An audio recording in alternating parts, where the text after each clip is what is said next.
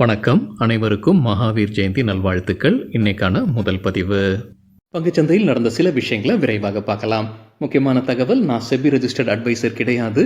நம்ம சேனல்ல இருந்து எப்போதுமே ஸ்டாக் ரெக்கமெண்டேஷன்ஸ் கிடையாது.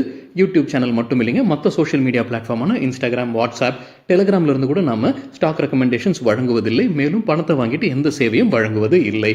பல போலியான குரூப் இயங்கிட்டு இருக்கு. தயவு செய்து ஜாகிரதையாக இருங்க.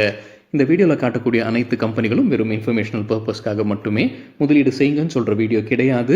எந்த ஒரு முதலீட்லையும் ரிஸ்க் இருக்கும். ரிஸ்க் புரியாமல் இன்வெஸ்ட் செய்யாதீங்க. ரிஸ்க் புரியலன்னா தயவு செய்து இன்வெஸ்ட்மெண்ட்டை தவிர்த்துருங்க.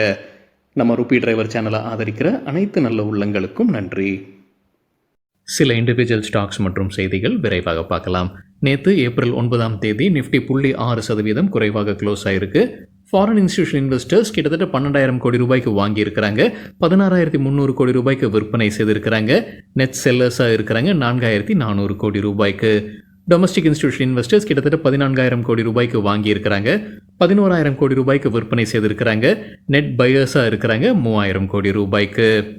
இன்னைக்கு ஏப்ரல் 10 வியாழக்கிழமை ஸ்டாக் மார்க்கெட் விடுமுறை, மகாவீர் ஜெயந்தியை முன்னிட்டு. ஏப்ரல் 10 இன்னைக்கு குவார்ட்டர்லி ரிசல்ட் அறிவிக்கக்கூடிய சில கம்பெனிகள் டிசிஎஸ் மற்றும் ஆனந்த் ரத்தி வெல்த். டிசிஎஸ் இன்னைக்கு குவார்ட்டர்லி ரிசல்ட் அறிவிக்கிறாங்க. என்டிடிவி ப்ராஃபிட்டில் ஒரு முன்னோட்டம் கொடுத்துருக்காங்க. என்ன எதிர்பார்க்கலாம் டிசிஎஸ் உடைய குவார்ட்டர்லி ரிசல்ட்டில்? நெட் ப்ராஃபிட் எதிர்பார்ப்பது 12,765 கோடி ரூபாய். குவார்டர் ஆன் குவார்ட்டர் 3% அதிகரிப்பதற்கான வாய்ப்பு இருக்கு. வருவாய் எதிர்பார்ப்பது 64,837 கோடி ரூபாய். குவார்டர் ஆன் குவார்ட்டர் 1% அதிகரிப்பதற்கான வாய்ப்பு இருக்குன்னு கருதுறாங்க என்டிடிவி ப்ராஃபிட்டில். ஆர்பிஐ நேற்று ரெப்போ ரேட்டை கம்மி பண்ணியிருந்திருக்கிறாங்க 25 பேசிஸ் பாயிண்ட்ஸ். அந்த செய்தியை நம்ம பார்த்துருந்தோம். இருந்தாலும் ஷேர் மார்க்கெட்டுக்கு வந்து ஒரு உத்வேகத்தை கொடுக்கல. ரேட் சென்சிட்டிவ் செக்டர் மிக்ஸ்டாக இருந்திருக்குன்னு சிஎன்பிசி டிவி 18 அப்டேட் கொடுத்துருக்காங்க. ஆட்டோ ஸ்டாக்ஸ் வந்து 1% வரைக்கும் அதிகரிச்சிருக்கு. ஆனால் ரியல் எஸ்டேட், பேங்கிங் மற்றும் ஃபினான்ஷியல் ஸ்டாக்ஸ் 4% வரைக்கும் விழுந்திருக்குன்னு சொல்லியிருக்கிறாங்க சிஎன்பிசி டிவி 18.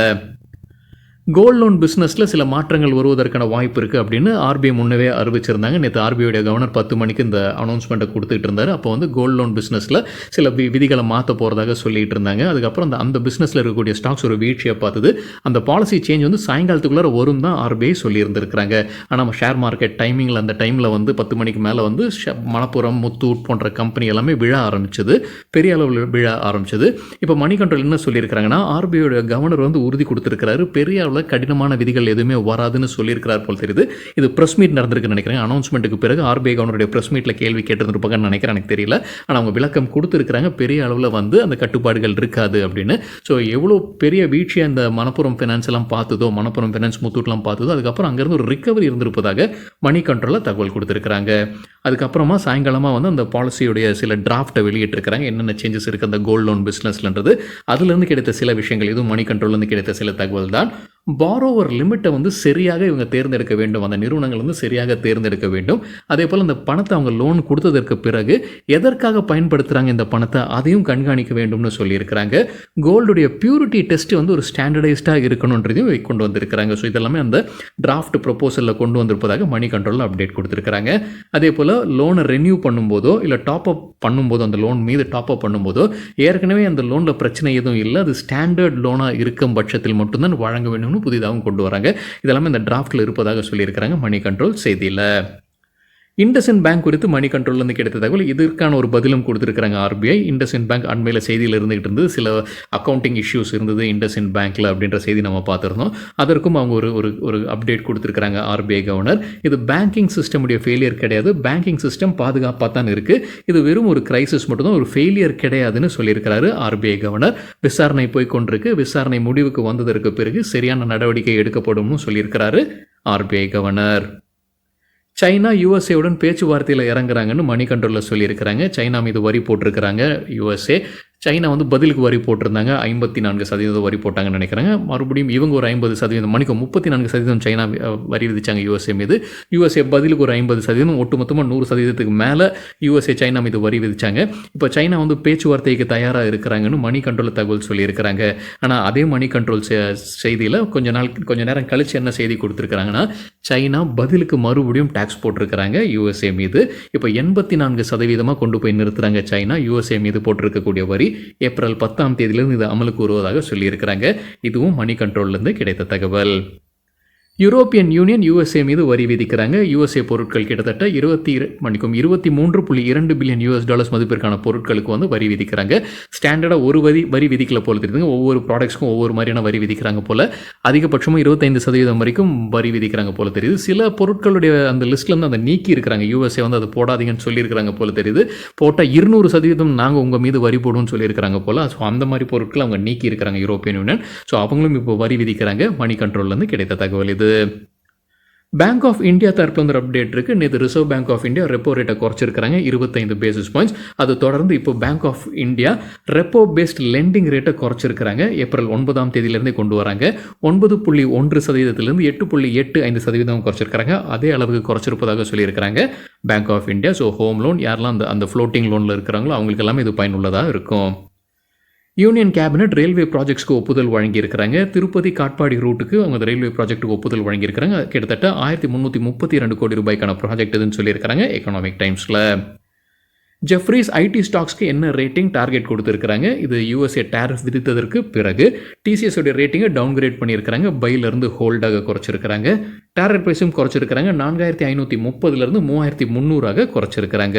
விப்ரோவுடைய ரேட்டிங்கும் டவுன்கிரேட் பண்ணியிருக்கிறாங்க. ஹோல்டிலிருந்து அண்டர் பர்ஃபார்ம் ஆக எதிர்பார்க்குற டார்கெட் 210, முன்ன சொல்லியிருந்தது 310. எம்ஃபசிஸோடைய ரேட்டிங்கும் டவுன்கிரேட் பண்ணியிருக்கிறாங்க. பையிலிருந்து ஹோல்டாக டார்கெட் ப்ரைஸை குறைச்சிருக்கிறாங்க. 3250 2300 குறைச்சிருக்கிறாங்க. இன்ஃபோசிஸ்க்கு பை தான் கொடுத்துருக்காங்க. ஆனால் டார்கெட் ப்ரைஸை குறைச்சிருக்கிறாங்க. 1835 1700. கோஃபோஜுக்கும் பை ரேட்டிங் தான் கொடுத்துருக்காங்க. ஆனால் டார்கெட் ப்ரைஸை குறைச்சிருக்கிறாங்க. 10350 7860 குறைச்சிருக்கிறாங்க ஜெஃப்ரீஸ். பெயின் ஸ்டாக்ஸ் நேற்று நல்லா பர்ஃபார்ம் பண்ணியிருந்திருப்பதாக மணி கண்ட்ரோலில் தகவல் சொல்லியிருக்காங்க. அதற்கு முக்கிய காரணம் வந்து பிரெண்ட் க்ரூடுடைய விலை கீழே போயிருக்கு. ஒரு பேரலுக்கு இப்போ கிட்டத்தட்ட $62 குறைவாக போய் கொண்டிருப்பதாக சொல்லியிருக்கிறாங்க. பெயின் கம்பெனிகளுக்கு இந்த பிரெண்ட் க்ரூட் இல்லை இந்த ஆயில் வந்து ஒரு இம்பார்ட்டன்ட் இன்புட்டாக இருக்குது. அதனால் பெயின் கம்பெனிஸ் எல்லாமே நேற்று நல்லா பர்ஃபார்ம் பண்ணியிருந்திருப்பதாக மணி கண்ட்ரோலில் தகவல் கொடுத்துருக்குறாங்க.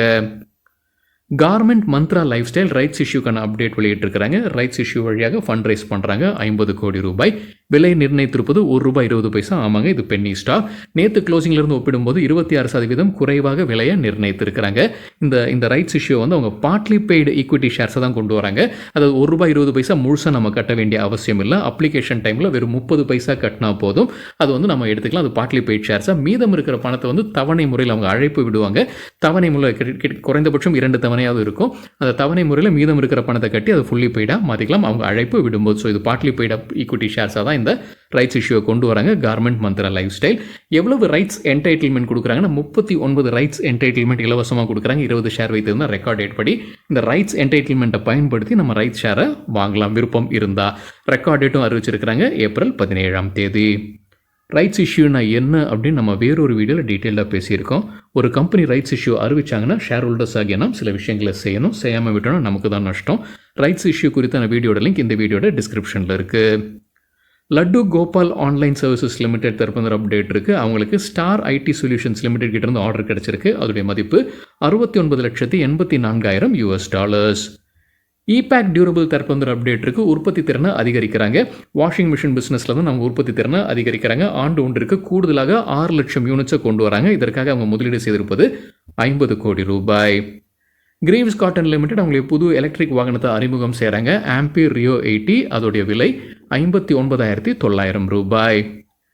கோல்டியம் இன்டர்நேஷனல் லிமிடெட் தரப்பு அப்டேட் இருக்குது. மும்பையில் அவங்களுடைய லேப் க்ரோன் டைமண்ட் ஜுவல்லரியுடைய 6வது கடையை திறந்திருக்கிறாங்க ஆரிகம் அப்படின்ற பிராண்ட் பெயரில். ஏஷியன் வேர் ஹவுசிங் லிமிடெட் தரப்பு அப்டேட் இருக்குது. அவங்களுக்கு ஃபுட் கார்ப்பரேஷன் ஆஃப் இந்தியா கிட்டேருந்து ஒரு டெண்டர் கிடைக்கிது. அவங்களுக்கு உணவு தானியங்களுடைய வேர் ஹவுசிங் சர்வீசஸ்க்காகத்தான் இந்த ஆர்டர்.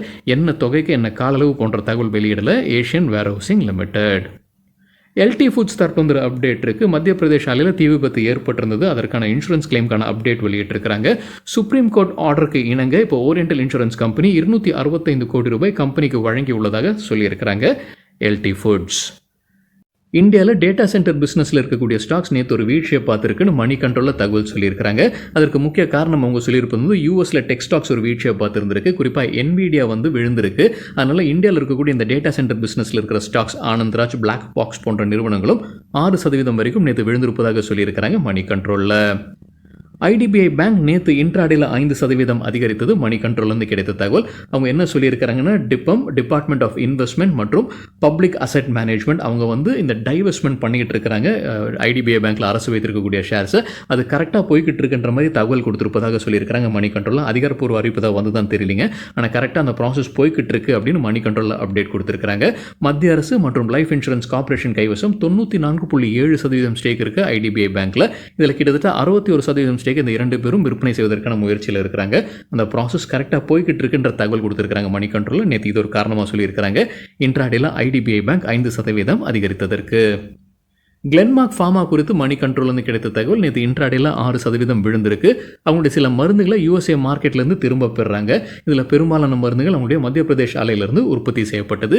என்ன காரணம் அப்படின்றது சரியாக தெரியலை. கெய்னர்ஸ் வித் ஹை வால்யூம் பட்டியலை விரைவாக பார்க்கலாம். இது நேற்றுக்கான டேட்டா.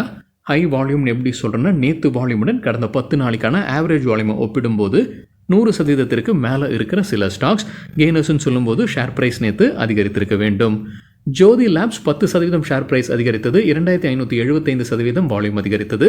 மேஸ்டாக் 8% ஷேர் பிரைஸும் 2819% வால்யூம் அதிகரிப்பு. ஹோம் ஃபர்ஸ்ட் 6% ஷேர் பிரைஸ் உயர்ந்தது. 730% வால்யூம் அதிகரித்தது.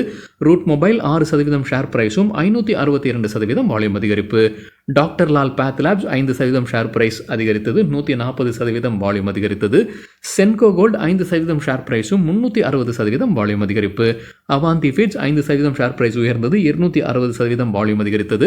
SML Isuzu 5% share price 1098% volume. Kaveri seeds 4% share price அதிகரித்தது. 224% வால்யூம் அதிகரித்தது. ஷாலிமார் பெயிண்ட்ஸ் 4% ஷேர் பிரைஸும் 122% வால்யூம் அதிகரிப்பு. லூசர்ஸ் வித் ஹை வால்யூம் பட்டியலில் ப்ளூ ஜெட் ஹெல்த் 10% வீழ்ச்சி, 577% வால்யூம் அதிகரிப்பு. கார் ட்ரேட் டெக்னாலஜிஸ் 9% சரிந்தது, 140% வால்யூம் அதிகரிப்பு. முத்தூட் ஃபினான்ஸ் 7% வீழ்ச்சி, 1065% வால்யூம் அதிகரிப்பு. பர்தீப் பாஸ்பேட்ஸ் 7% சரிந்தது, 331% அதிகரித்தது வால்யூம். ஜிண்டால் ட்ரில்லிங் 6% வீழ்ச்சி, 1373% வால்யூம் அதிகரிப்பு. பெரமல் ஃபார்மா 6% வீழ்ச்சி, 165% வால்யூம் அதிகரிப்பு. எல்டி ஃபுட்ஸ் 6% சரிந்தது, 183% வால்யூம் அதிகரிப்பு. சரிங்க, இதுதான் சில விஷயங்கள் என்னுடைய பார்வைக்கு எட்டியது. நன்றி, வணக்கம்.